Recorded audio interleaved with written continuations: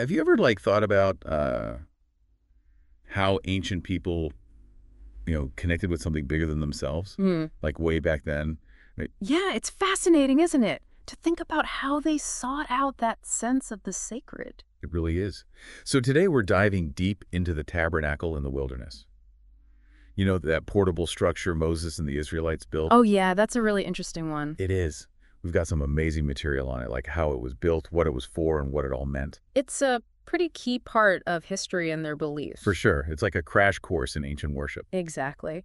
And we really want to help you guys understand this tent of meeting and what it meant to them. Right. Like what was its role in their lives? Yeah, exactly. Okay, well, first off, why was the tabernacle even built? Like, it wasn't just a random building project, right? Oh, definitely not. Yeah. It all comes down to God wanting to be with the Israelites, as they journeyed through the wilderness. Right. Exodus 25:8 actually says, "Let them make me a sanctuary that I may dwell in their midst." Wow. So God actually wanted to be close to them. That's pretty amazing.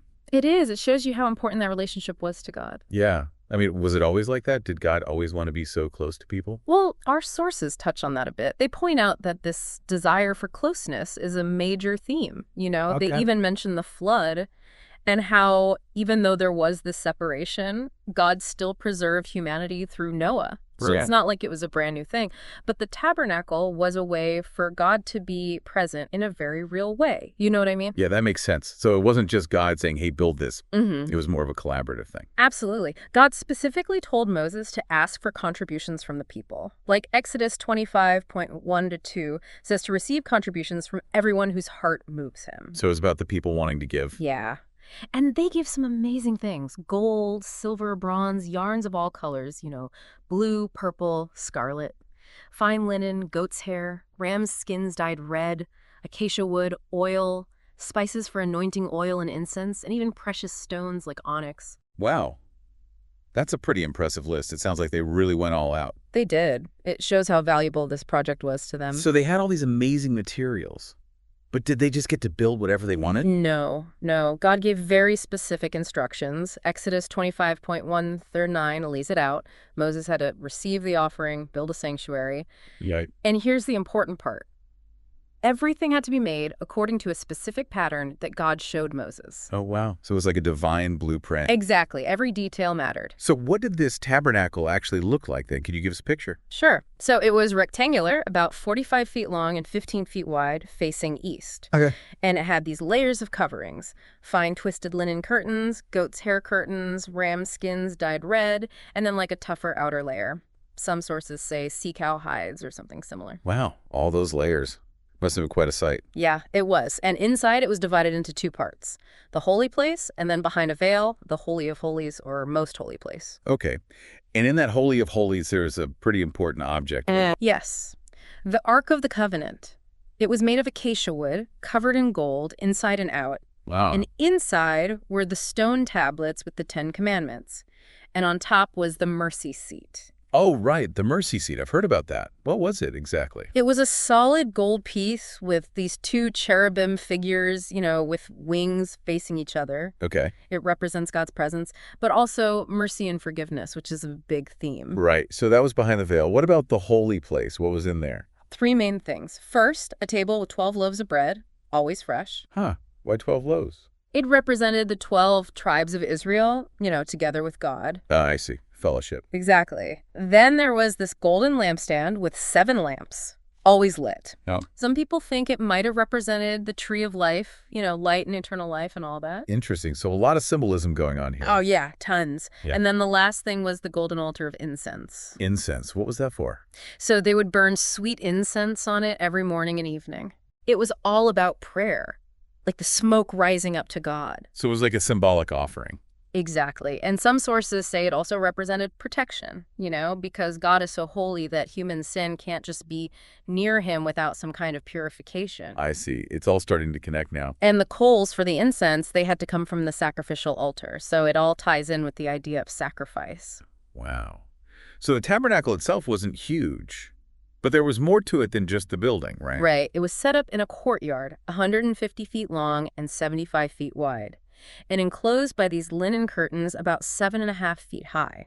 So it was like a designated sacred area. Exactly. And as you entered, the first thing you'd see was the altar of burnt offering. It was pretty big, like 7.5 feet square and 4.5 feet high, made of acacia wood covered in bronze. Okay. And what happened there? That's where they made the sacrifices, the animal sacrifices and grain offerings. Right. It was all about acknowledging wrongdoing and seeking forgiveness, like making things right with God. So pretty serious business. Oh, yeah. And then a little further in there was the bronze basin, or laver. What was that for? It was filled with water, and the priests would wash their hands and feet there before doing anything in the tabernacle. Ah, so it was about ritual purity. Exactly. You couldn't just go into God's presence without being cleansed first. Right. Makes sense. Yeah. So all these different parts of the tabernacle, they all had a purpose. Absolutely. And they were arranged very deliberately. It wasn't random at all. And I guess the whole thing was symbolic too, wasn't it? So for sure. Yeah. It was all about God being present with his people. Right. Like our sources even compare it to how ancient kings would set up their tents among their armies. Oh, yeah. It was like saying God was the king of Israel and he was right there with them. Wow. I never thought about it like that. So the tabernacle was their center of worship then. Yeah, definitely. But it also shows how holy God is. How so? Well, not everyone could just go in. Only the priests and Levites could go past the courtyard. And the Holy of Holies, only the high priest could go in there. And even then, only once a year. Really? Wow. Yeah, it was super restricted. It shows that God is holy and we're not. So there's this separation. Right. We talked about sin earlier. Mm. And that's where the sacrifices come in, right? Exactly. Those sacrifices at the bronze altar were all about dealing with sin, making atonement. Right. And it mostly involved killing and offering animals. It was a way to symbolically transfer the sin onto the innocent animal. So it's like saying, this animal takes my place. Yeah, something like that. It was a big deal back then. It's pretty intense when you think about it. It is. And then the book of Leviticus gets into all the details about how to deal with sin and stay right with God. So the tabernacle wasn't just a place where God lived.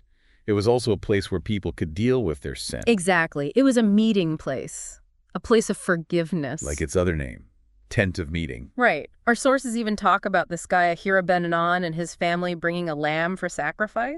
And when he put his hand on the lamb's head, it was like he was identifying with the animal, like it was taking his place. Wow, that's a powerful image. It is. And what's interesting is that the sacrifices could vary depending on what people could afford.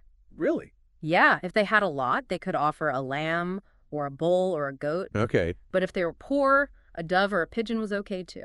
So everyone could participate. Exactly. The point was to seek forgiveness, no matter what. And after all that work, all those donations, all those specific instructions, did it work? Like, did God actually show up? He did. Exodus 40.34 says that once the tabernacle was finished, the cloud covered the tent of meeting and the glory of the Lord filled the tabernacle. Wow.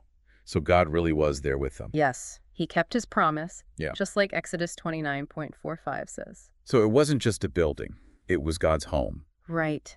A place where his glory was present, where sacrifices were made, where people could find forgiveness. It's pretty amazing when you think about it. It really is. It was a physical reminder that they were in a relationship with God. So we've covered a lot today.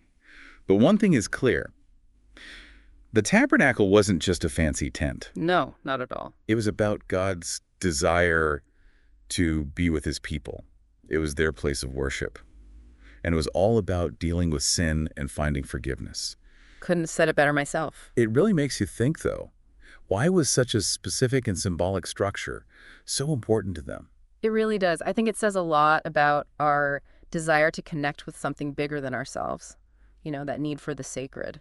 What about you? What really stood out to you? For me, it's the physicality of it all. They didn't just think about God in the abstract. They built him a home with specific materials, measurements, rituals. It was like a way to physically interact with the spiritual world. And they carried it with them everywhere. That's incredible. It is. I think it shows that God was with them in every part of their lives, through all the ups and downs. Absolutely. Well, this has been a truly amazing deep dive. And for anyone who wants to learn more, we highly recommend checking out Exodus and Leviticus. Yes. Those books go into so much detail about the tabernacle, the priests, the sacrifices. It's fascinating stuff. And if you can, try to find some pictures or models of the tabernacle. Yeah, seeing it visually really helps bring it to life. Agreed. But before we go, one last thought for everyone. All right, cute. So we talked about all the details and the focus on sacrifice. Yeah. How do you think this ancient structure foreshadows later ideas about atonement, and about how we connect with God? Hmm, that's a great question. It makes you think about how these ancient practices still influence our understanding of faith today. Absolutely. Well, thank you so much for joining us on this deep dive. We'll see you next time. It's been a pleasure. Take care. You too.